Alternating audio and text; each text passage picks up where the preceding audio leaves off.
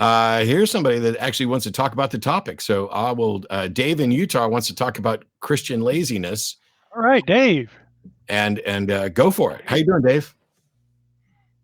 I'm doing pretty good. How are you guys? All right. Good. Okay. Well, first of all, I just kind of want to understand your premise. I mean, your presupposition of the topic. What brought you to the topic of the belief, or maybe the, I don't know, observation that Christians are lazy?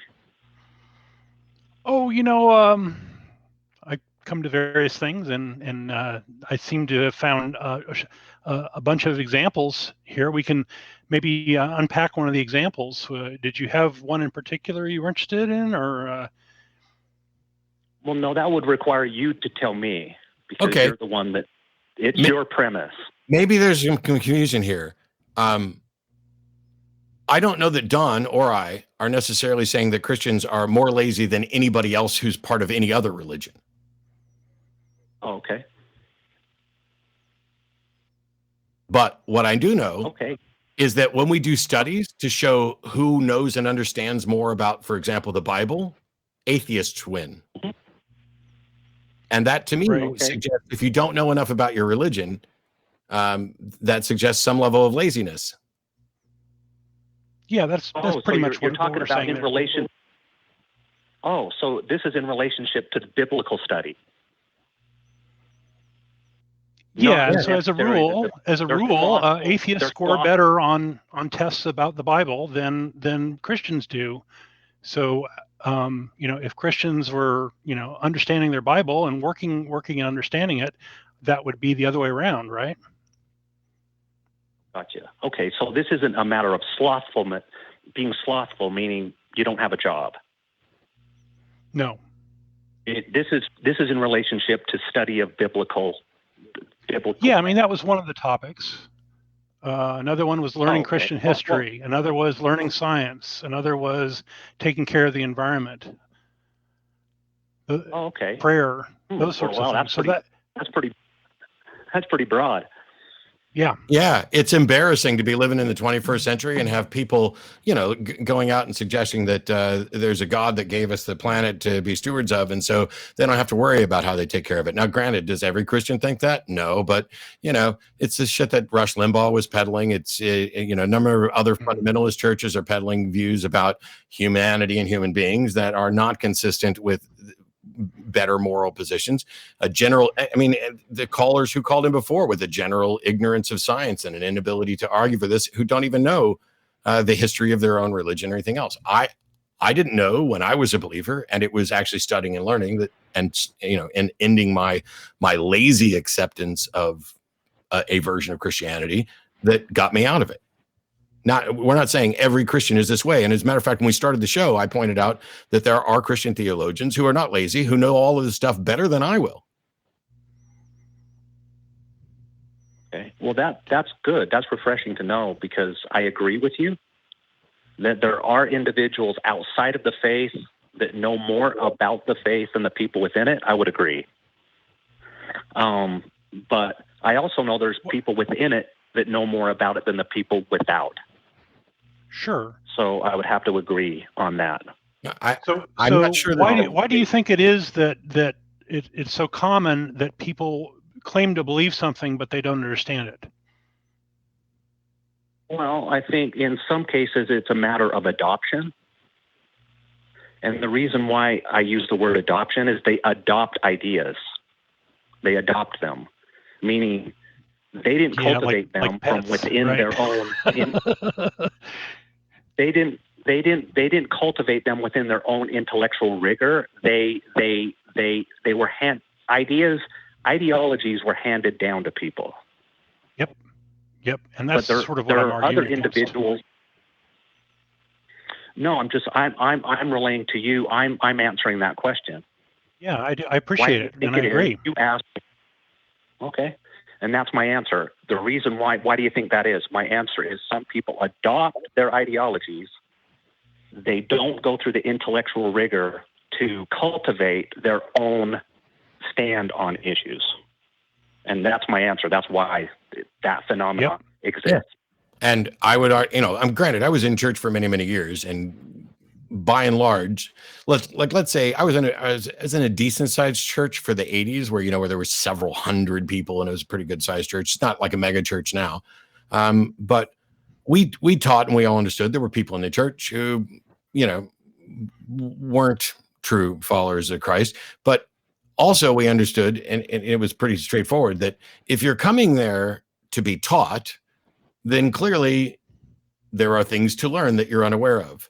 But I think we all would recognize that the majority of people sitting in pews, if you took everybody who was in a pew on a Sunday morning in the United States, a vanishingly small percentage of them could be viewed as reasonable experts on Christianity. Not I mean, on the history, on the Bible, everything else. Not what it is, what it means to them. Everybody's an expert on what it means to them. But by and large, I mean, I interact with people in church and out of church on a regular basis who still think that matter of fact, I just did a debate last month from somebody who thinks that Matthew, Mark, Luke, and John were written by Matthew, Mark, Luke, and John. And the overwhelming majority of Christian New Testament scholars just acknowledge that that's not the case.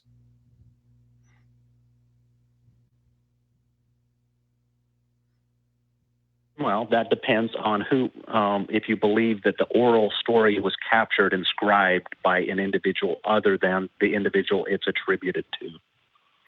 It has to be. Well, all right, let me correct that. Matthew, Mark, Luke, and John, the Gospels are unsigned. We have no originals.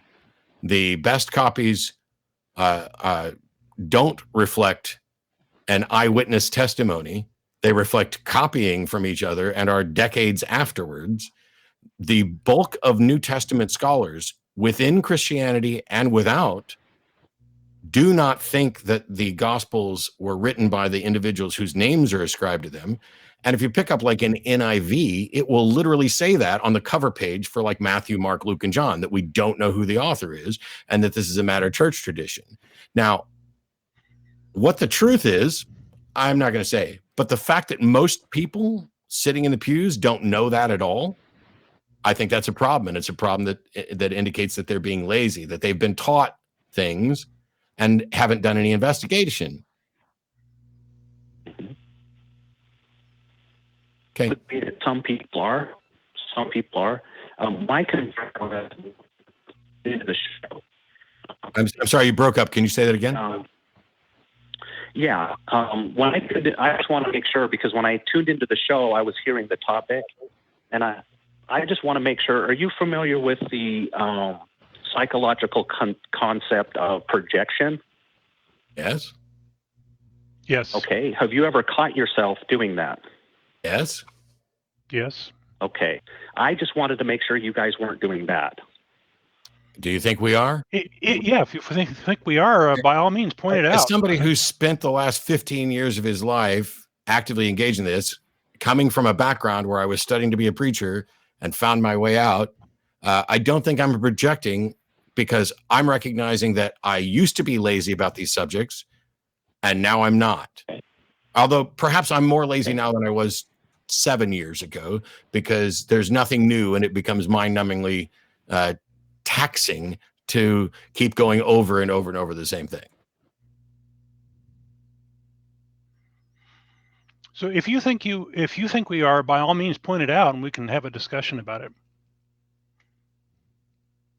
No, I just wanted to make sure it wasn't the case. This isn't an accusation.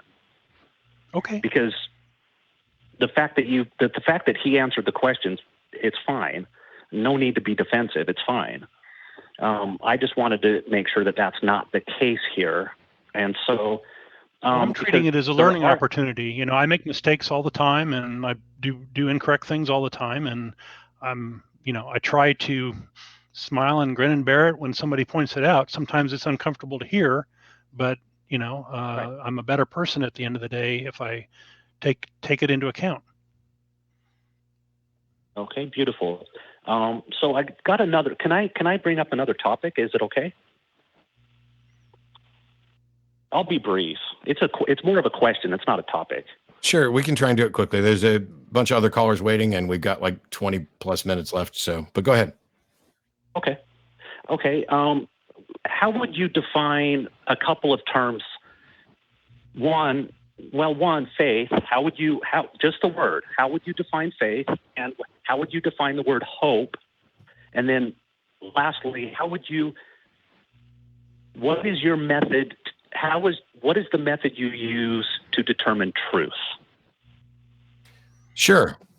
I can do all three of those pretty quickly, and then Don can agree, correct, expand, whatever else. Faith is the excuse people give for believing in something when they don't have a good reason, because if you have a good reason, you never make an appeal to faith. You always just give the good reason.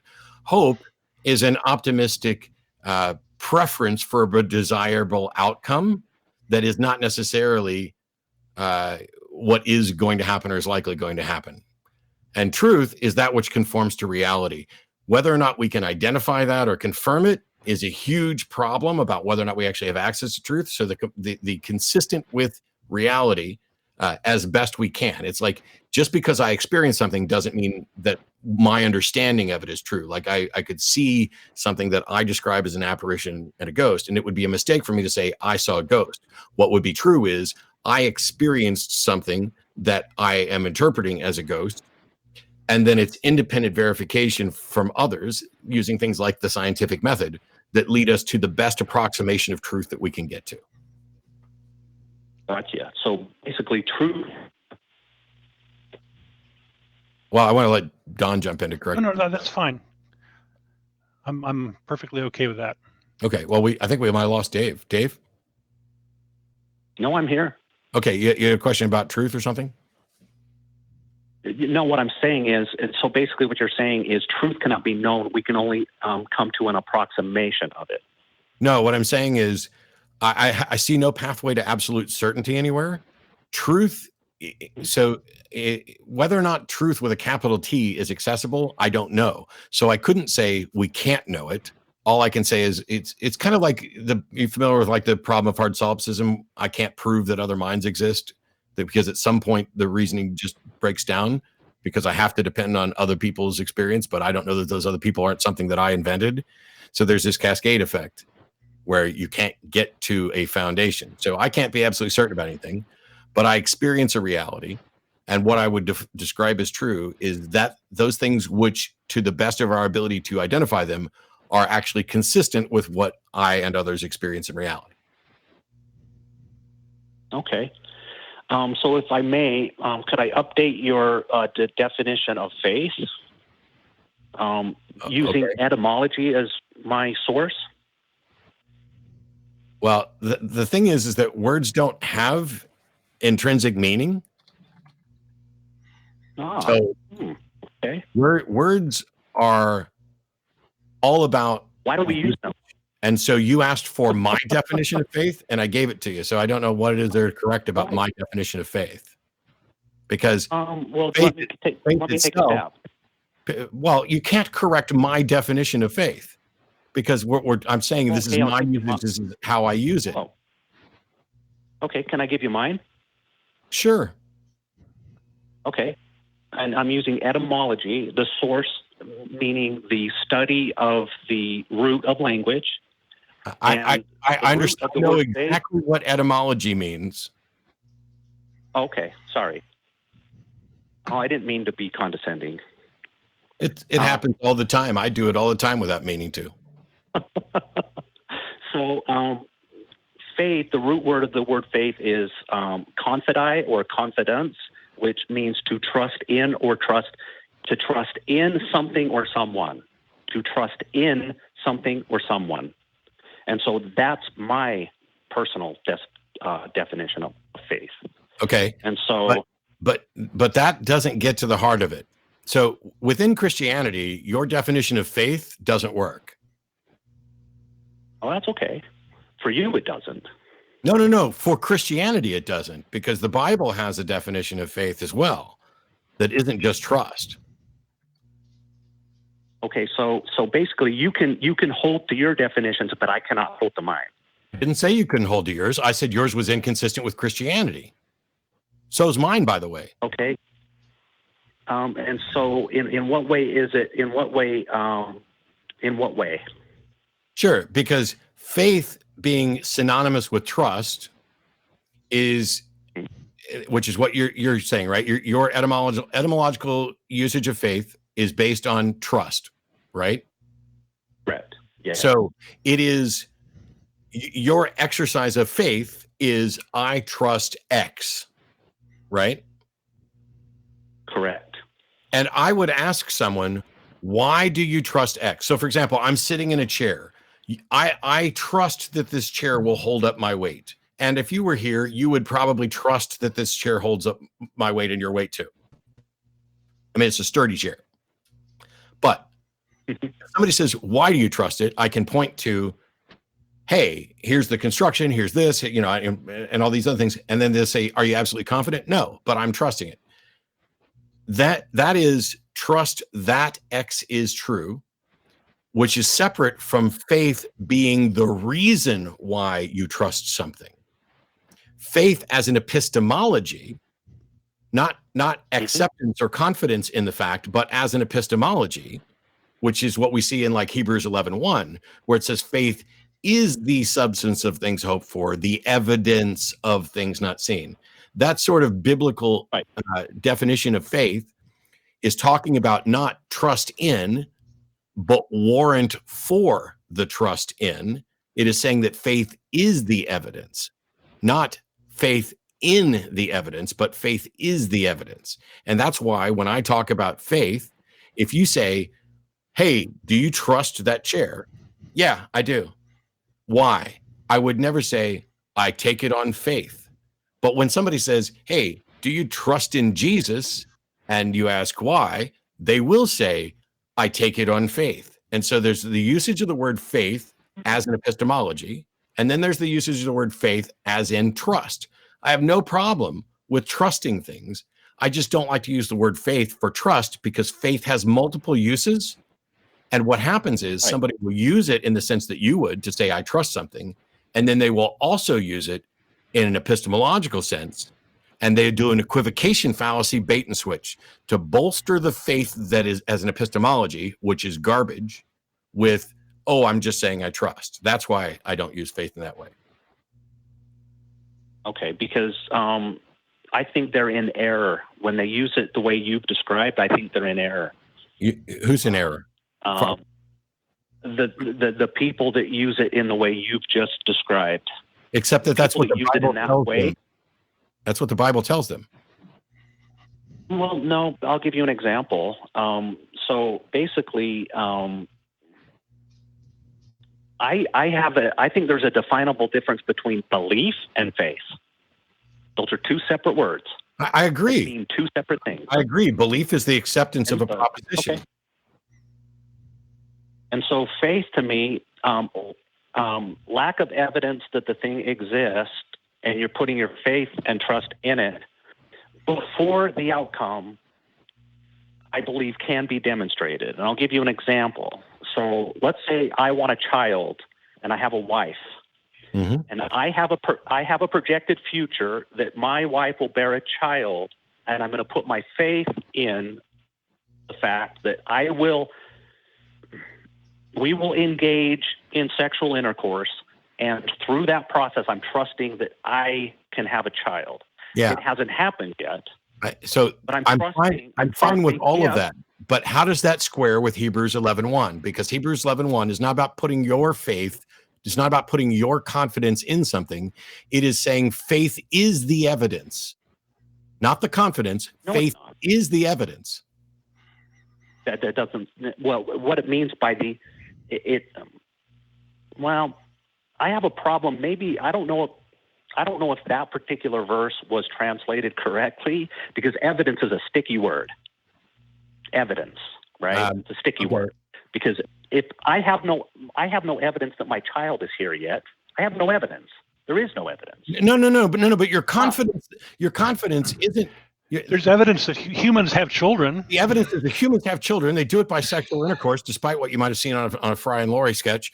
And that at the current state, if you proceed as you are, barring some other medical unknown or whatever else, it has some likelihood of producing a child. And when it doesn't, then you go in for medical evidence and everything. None of this is, you're putting your confidence in the evidence about human sexuality and creating offspring. Your confidence is in the evidence, and that's separate from saying that your confidence is the evidence. No, my confidence is in a future event that I have no. My confidence is in a future event that I have no present evidence for. No, you have tons of present evidence. Your confidence is that something is a likely outcome. My child doesn't exist.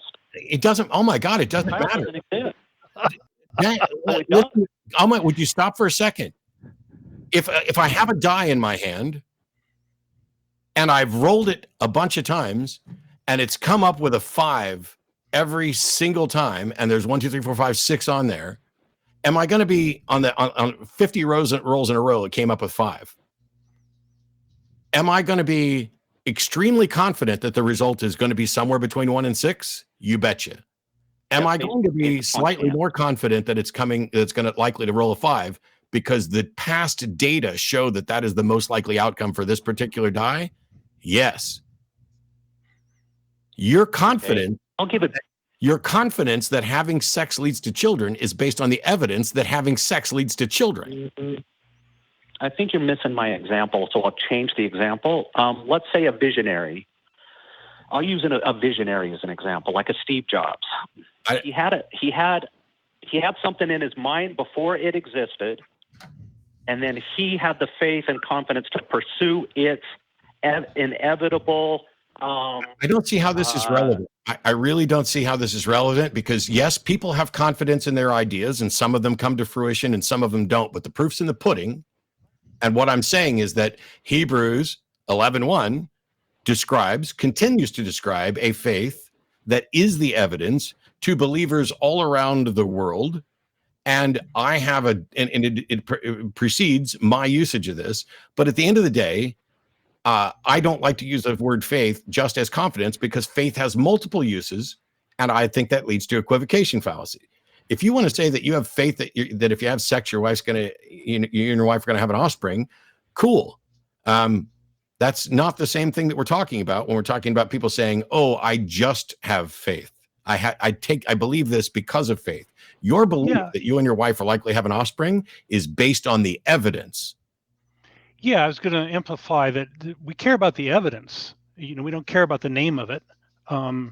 If there's evidence for God, let's hear the evidence for God. If there's no evidence for God, then maybe you're believing something that you shouldn't be believing in. Yeah.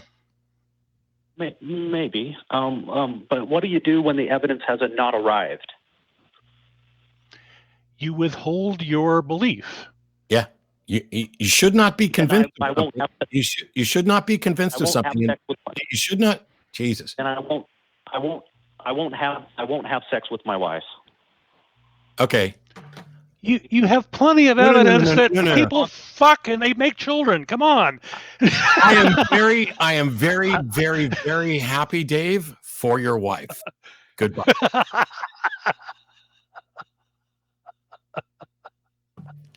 If you don't think that you have evidence about what happens when people have sex, you are literally too stupid to be allowed to have sex because we can't trust that you're going to do it safely. If you don't understand that the reason you're convinced of this, that if you and your wife have unprotected sex, it is likely to result in a child, is the fact that that is how every fucking human on the planet has come to existence.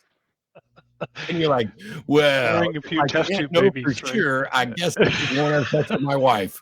I should send her a box of fucking chocolates and a congratulations card that she's not going to have the offspring of somebody who doesn't seem to understand that they're actually relying on evidence. I don't know what else to do.